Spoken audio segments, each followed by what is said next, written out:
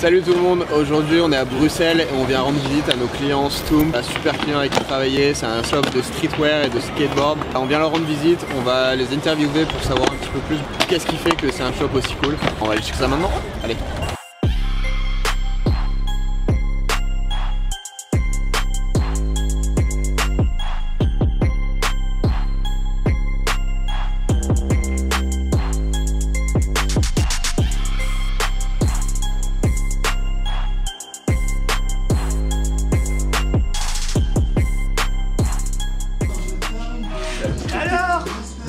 C'est quelque chose en post-prod pour ma calvitie.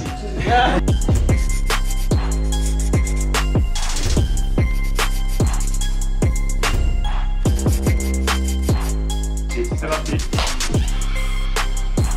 2001, le premier Stoomp à Louvain-la-Neuve, c'était Charles Paulus qui est un pote qui a ouvert ce truc. Il cherchait à vendre. On a parlé, on était chaud, et puis avec un troisième associé, on s'est dit ok, on y va. On a racheté le bazar en 2010. À Bruxelles, c'est une potée de pommes de terre et de légumes mélangés. Avec une saucisse toujours. Avec une saucisse, Stoom saucisse. L'idée que nous on s'est fait du nom Stoom, c'était que c'était un mix de tout ce qui est meilleur. À la base, ils voulaient aussi vraiment un truc belge. Les Froos, vous dites pas ça en France, les Froos? Comment vous appelez les Belges? Les Belges. Y a pas un petit surnom méchant, tu vois? Ah, peut-être Coluche, il avait ça. À part ceux qui ont le seum, y a pas...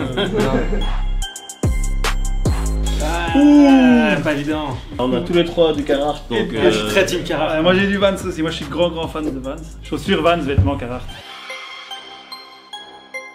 Le Stoomp ouvre à Bruxelles. Oui, je sais, mais je vais pas souvent, donc vraiment, je sais pas quoi trop vous dire. Ah, tu t'en fous? Ben, Un peu. oui, Ouais. un peu, oui, sans vouloir. Ça nous fait rire. On se dit qu'on va avoir une bonne vidéo à mettre sur les réseaux. Je me doutais bien qu'ils s'en foutaient complètement qu'on ouvre un magasin. C'est toujours triste hein, quand quelqu'un ne connaît pas.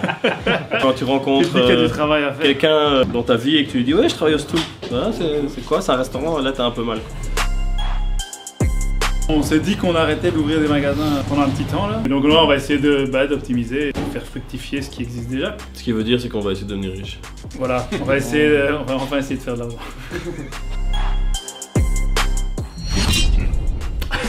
Bang bang. La force du Stoomp depuis le départ, c'est d'avoir été vraiment très cool. Il y a un contact client assez évident, assez facile, c'est toujours la blague, c'est pas se prendre au sérieux. On a été aussi fort tout de suite sur les réseaux sociaux. On était dans les tout premiers à avoir un Facebook qu'on ne comprenait pas, voilà, actif, à faire des fans, à faire plein de... Et on est dans les premiers à avoir un TikTok. Et on est dans les premiers à avoir un TikTok. On essaie toujours de faire du buzz. Parfois tu rentres dans un concept store qui vient d'ouvrir, trop beau et t'oses pas toucher les vêtements, on veut pas être là-dedans. Ah bah putain. Ouais, hein. Sur certains trucs qui marchent bien, dans certains commentaires. Il y a des vannes qu'on n'ose plus faire malheureusement et ça c'est 2021 mais avec Twitter, avec les réseaux sociaux, il y a des vannes qu'on pouvait faire il y a 10 ans qu'on ne peut plus faire et d'un côté bah, c'est pas plus mal sur certains sujets, aussi bien sur le féminisme que sur le racisme, les choses évoluent. Le Covid. Tout de suite on s'est pas dit ça va être un magasin en plus, ça c'est sûr parce que bon c'était des ventes par-ci par-là, par contre on a rapidement compris que c'était une bonne vitrine pour le shop quoi. Pendant 2 ans, on nous a proposé des devis. On est retourné chez les premiers qui ont fait notre site. On leur a dit en fait il faut qu'on ait un nouveau site maintenant, donc allez-y, on vous fait confiance. Ils avaient analysé Shopify et d'autres plateformes, puis eux étaient plus confortables avec Shopify, ils en avaient déjà fait un. Certaines fonctionnalités sont payantes, on a les mises à jour tout le temps. On sait que dans 5 ans, on aura la meilleure version de Shopify. Ça a beaucoup changé déjà la façon dont on poste sur les réseaux sociaux parce qu'avant c'était Facebook, c'était génial à l'époque, au début de Facebook c'était génial, on postait, ça réagissait à fond, maintenant Facebook c'est mort, il n'y a plus de réaction, du coup maintenant c'est Instagram c'est un peu différent comme manière de communiquer, on est plus sur le produit. Il faut mettre une belle photo, avant soit beau. On s'en foutait un peu d'avoir une belle photo, on disait regardez ce qui se passe, il y a ça, et ça faisait un événement, les gens répondaient, likaient. Là il faut la belle photo, il faut que la page Instagram soit belle. Ce que Facebook était, Instagram l'a été, ce que maintenant Instagram est, TikTok l'est, donc à chaque fois il faut s'adapter. Le conseil, je pense qu'il faut être présent, comme dit John, il y a le post et il y a la story. Les posts photos, ben, c'est plutôt nous, voilà, souvent moi. Les stories, c'est les vendeurs. Pour les posts en général, ouais, il y a quand même un peu plus de réflexion. Non, les marques aussi s'adaptent, donc on a accès à des photos qualitatives, par exemple, je sais pas, des capsules, des produits phares. Ouais. C'est quoi? Je suis seul avec moi. Ouais. Je dis rien. Ah non. Tu devrais mettre sur tes cheveux. J'ai pas de calvitie à ce niveau-là. On vient de perdre 30 téléspectateurs. Pardon. C'était flippant et un peu excitant quand même le premier confinement. On avait le nouveau site aussi. On avait le nouveau site, avant, donc juste avant. on savait qu'on avait un outil, on savait pas comment l'utiliser. Mais on savait qu'il faisait 2000 € par mois, donc...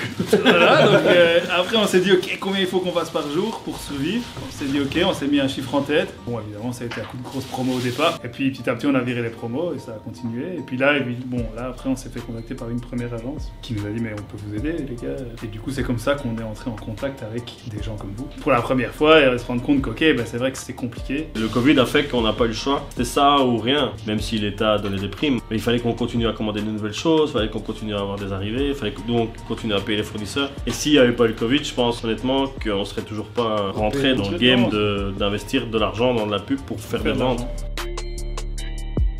Moi, Insta, moi. Moi Insta parce que TikTok, je suis vieux. Moi je suis vieux, je suis trop vieux, moi je suis dépassé. Je trouve ça insupportable personnellement. Donc, c'est nul que Facebook soit devenu nul parce que Facebook était beaucoup plus libre, on avait beaucoup plus de choses à faire sur Facebook. Là Instagram c'est une vidéo de 1 minute max, si c'est plus qu'1 minute c'est un IGTV mais tu peux pas le sponsoriser. Tes stories c'est 12 secondes, déjà c'est des formats durs à comprendre. Après tu vas sur TikTok, tu peux avoir des vidéos de 30 secondes, ça va être super accrocheur parce que sinon les gens partent après 2 secondes. Moi je suis beaucoup sur TikTok mais souvent c'est des humoristes et que t'as que 30 secondes du sketch et en fait tu te dis mais c'est quand même con parce que ce gars est vraiment drôle et je suis là à regarder que 30 secondes d'un spectacle qu'il a fait pendant 1 heure et je prends même pas la peine d'aller sur YouTube après pour voir le spectacle en entier. Je me rends compte encore plus en étant sur TikTok, c'est qu'on devient complètement teubé quoi.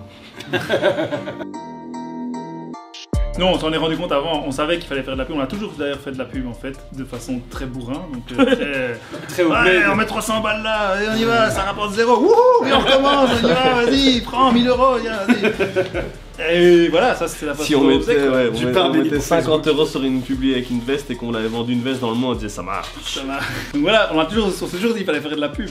Alors on s'est toujours dit c'est trop cher, et puis voilà, et puis à un moment on s'est rendu compte qu'il fallait que ce soit fait par des gens qui... Il y a une manière. Qui gérait ça. À chier. Rémi est nul, il faut le dire. Il est nul à ça. Tout est bien, mais Rémi, les gars, sérieux. En plus, il a pas assez de cheveux.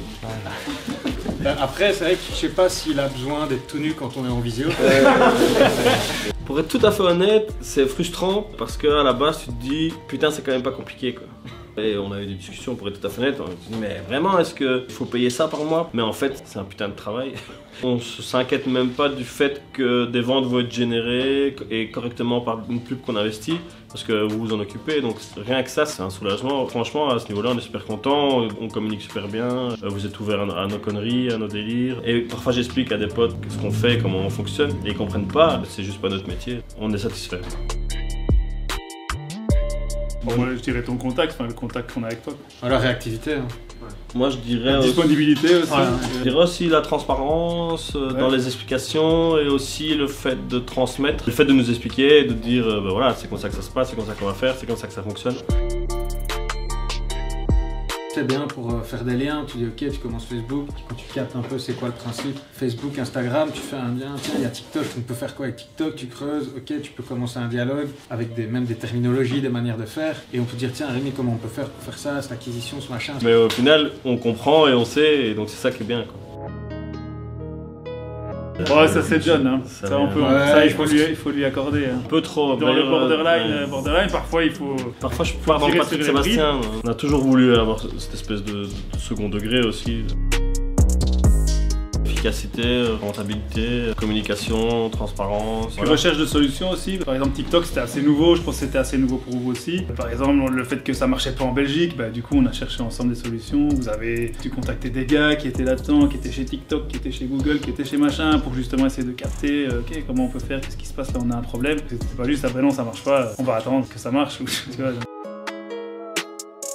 on n'a jamais été après l'argent, on a toujours voulu se marrer et faire des trucs cool qu'on aime bien, qu'on a toujours été dans la musique, dans le rap depuis le début du Stoom. Pas spécialement pour faire de l'argent, bien sûr pour faire du buzz, pour faire parler de nous, mais aussi parce qu'à la base ça nous fait marrer et parce qu'on aime bien ça et parce que juste comme des gamins ça nous excite d'avoir un artiste dans le magasin, plus que ça nous excite d'avoir un artiste dans le magasin parce que ça va faire du buzz. Tu vois, c'est à la base ça nous excite d'avoir un artiste dans le magasin parce qu'il vient chez nous. Quand on fait un concert, pas tellement on va faire un concert, après on va faire une super vidéo, ça va être cool, non, on va faire une fête, ça va être génial, on va boire des canettes, ça va être super. Notre plus plus grosse crainte quand on a commencé à vouloir ne plus être dans les magasins, c'était de se dire en fait ça va jamais aller parce que si nous on n'est plus dans les magasins, on va plus avoir ce truc de cool magasin. Et si on a réussi à le faire, c'est aussi grâce aux gens qui bossent. On attend toujours quand même le vendeur qui se met sur le comptoir et qui fait tourner sa chemise en mettant Patrick Sébastien à fond dans le magasin. Ça on l'a déjà, ça c'était le Stoom quand nous on était, mais Et par rapport à la communauté skate, on a aussi la chance d'avoir Guillaume qui est pas là. Et lui il fait un boulot fou dans la communauté skate. Nous on n'est pas skateurs à la base et on adore le skate et c'est une passion. Et donc du coup le fait d'avoir Guillaume qui a fait la team skate, qui fait des events, qui s'occupe de faire des trips en bus avec les jeunes dans des skateparks. On a fait des cours le week-end aussi, des cours de skate, on fait des stages. Le fait d'avoir toute cette activité aussi autour du skate et on va dire de quelque chose de plus social que juste avoir un magasin, ça fait que le tout fonctionne. Frites. Qu'est-ce que c'est Frites à midi, gaufres à 16h et mitraillettes au soir. Clueless. C'est quelle langue? Je pense que c'est du bulgare. Ah ouais, ça on avait vu. Bah, VillePTV, non? On avait fait un code. VillePTV sera affiché en bas de la caméra en bas de l'écran. VillePTV. Et avec les VillePTV, vous avez moins 20%. Voilà.